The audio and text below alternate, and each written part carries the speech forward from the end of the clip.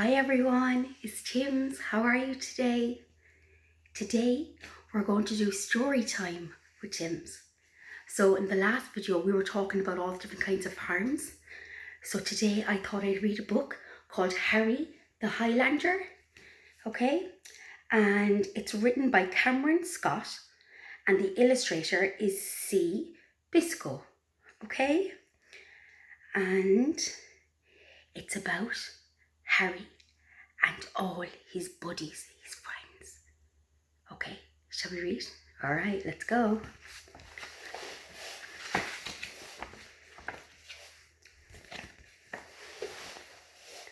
Harry was sad to see his mum leave for the Highland show. He was missing her already, even though she had not quite left yet. And there's poor Harry. And look, he's watching Mama. And he's watching Mama get ready to leave. She was taking part in a big competition for the best looking cow. And Harry was sure she would win the top prize with her beautiful coat. And look, this is the coat here. This is what they mean when they say coat. They don't mean that they put on a coat like we do and go off out. They mean, look, they mean their hair and their fur, their coat, okay? He was a very brave little calf, and a calf is a baby cow. He was a very brave little calf and had told his mum that he would be okay. He would just play with the other young cows in the field.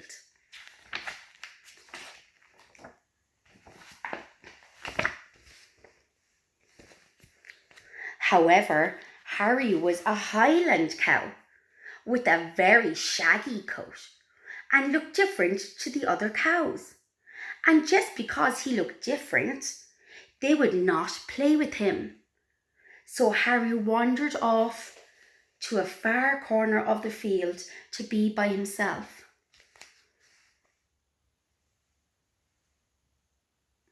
Guys, that's horrible, isn't it? Oh, that's horrible. That's not a nice thing to do. No, we wouldn't do that. Sure, we wouldn't. No one else visited this corner, so no one had noticed the broken down wall. The wall, everyone. Oh my goodness. Harry decided this was his chance to get away from the unfriendly cows and maybe even find some friendly ones, some that were more like him. He climbed through the gap in the wall and set off down the hills of the glen.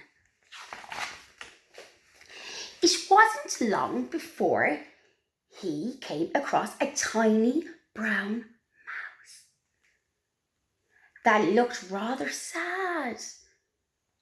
"Hello," said Harry. "Why are you so sad?" The little brown mouse told him that his whiskers were too spiky and tickly, and the other mice wouldn't let him sleep with them. They wouldn't let him sleep with them anymore. So the tiny brown mouse had decided to look for some friends that didn't mind his long, beautiful whiskers. "Well," said Harry, "you can come with me if you want.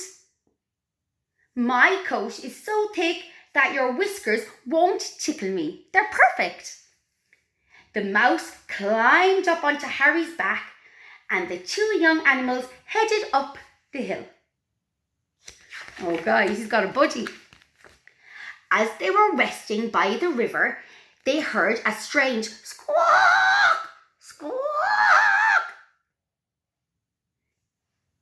An adorable little duckling was swimming up the river all by herself. "Hello, where are you going?" said Harry. The duckling told them that the other ducks wouldn't let her sing because she couldn't quack properly. She had waddled off to sing by herself. "Well," said Harry, "you can come with us if you want. We would love to hear you." The three new friends continued together up through the hills, singing and squawking along the way. Oh my goodness, guys, now there's three. Harry had been telling his new friends how unkind the other cows had been to him when they came across a shy little fox cub sitting by an old tree. "Hello," said Harry. "Why are you here all alone?" The little fox said the other foxes would not let him eat with them because his long nose kept getting in the way. He had decided he would try and find some friends that didn't mind how long his nose was. "Well," said Harry, "we don't mind at all." The four friends wandered on even further up the hill. So we got 4 friends, guys. 4. The higher they went, the colder it became, and everyone got closer and closer and snuggled together. Suddenly, as they made their way around some big rocks, they bumped into a rather odd-looking creature. "I'm sorry," said the bumbling little goat. "I'm always bumping into things." That's like me, guys. "That's okay," replied Harry. "What are you doing all the way up here?" "The other goats say I'm too clumsy and told me to keep out of their way." Harry said, You can come along with us if you like. We won't mind if you bump into us." The 5 friends stuck even closer together as the wind blew harder and harder, guys. But still, they walked and walked and pushed right on to the top of the hill.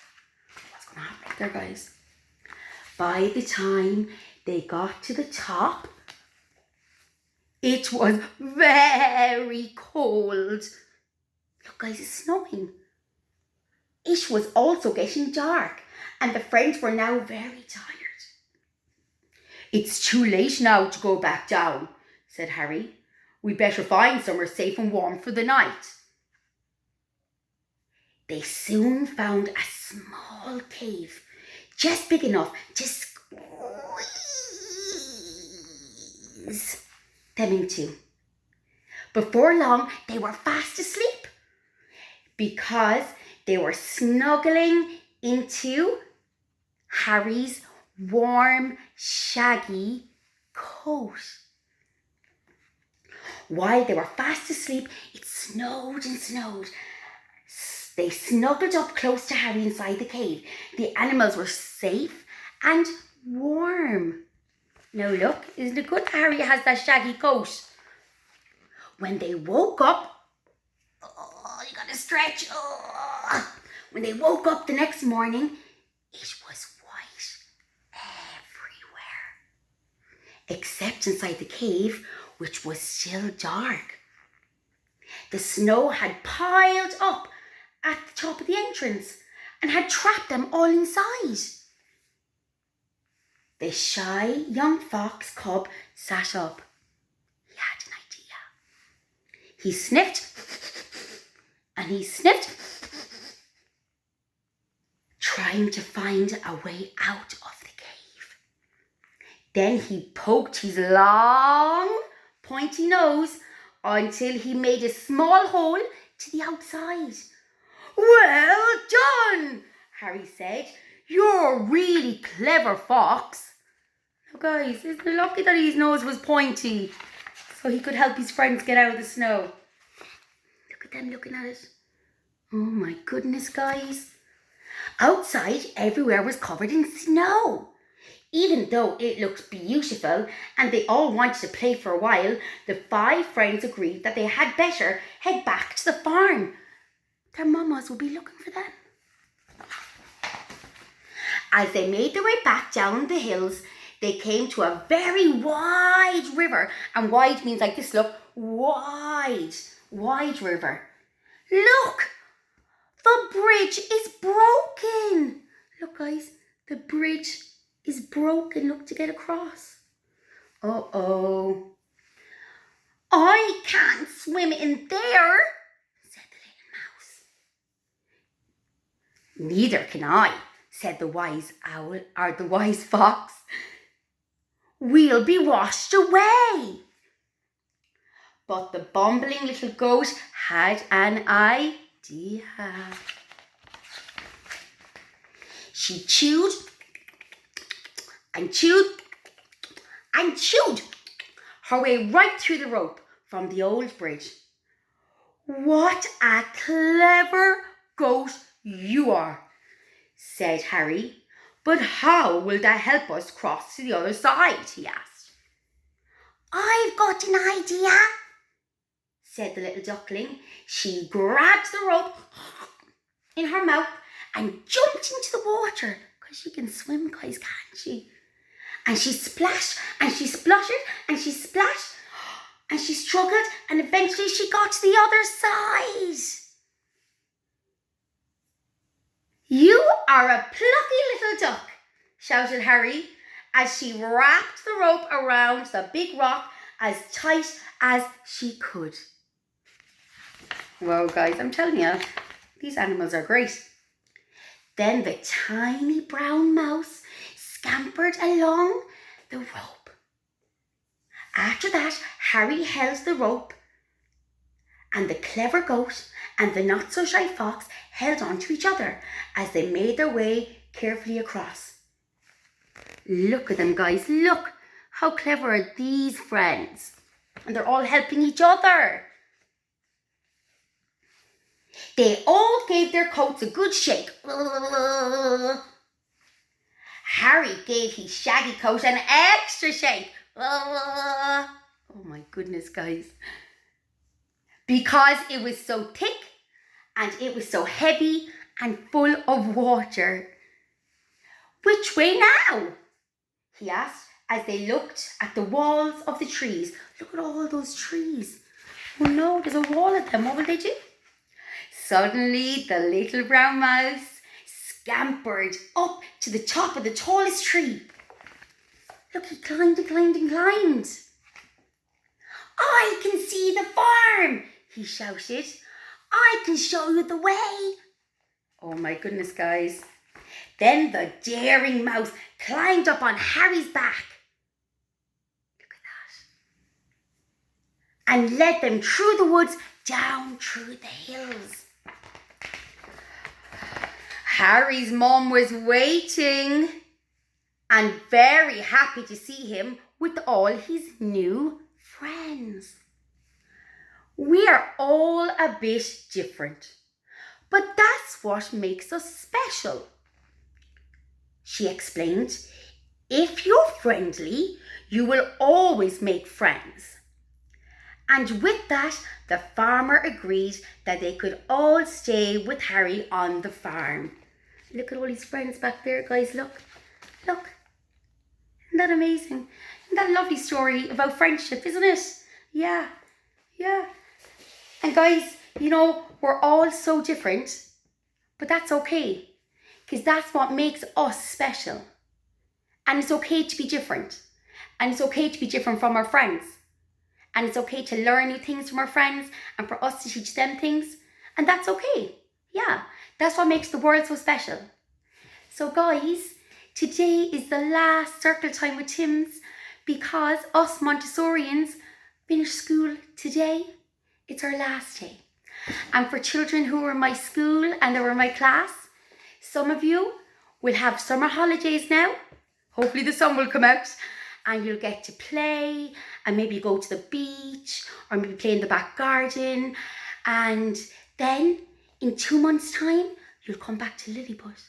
But then there's some children who their time in Lilliput is finished and now they're going to have their summertime, and then they're going to get their school uniform and their school bag and their school books, and they're going to go meet their new teachers.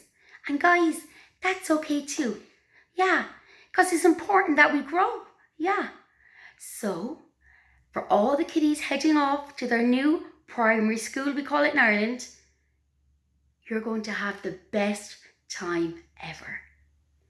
You're going to meet new friends and see your old friends. And you're going to have lovely teachers. Don't worry, I spoke to all the new teachers. They said they're going to mind you. Okay? And remember, you can come back to visit our school any time you want, because it's always going to be your school too. Okay? So make sure you come back and visit us. All right? So have a lovely summer, everyone.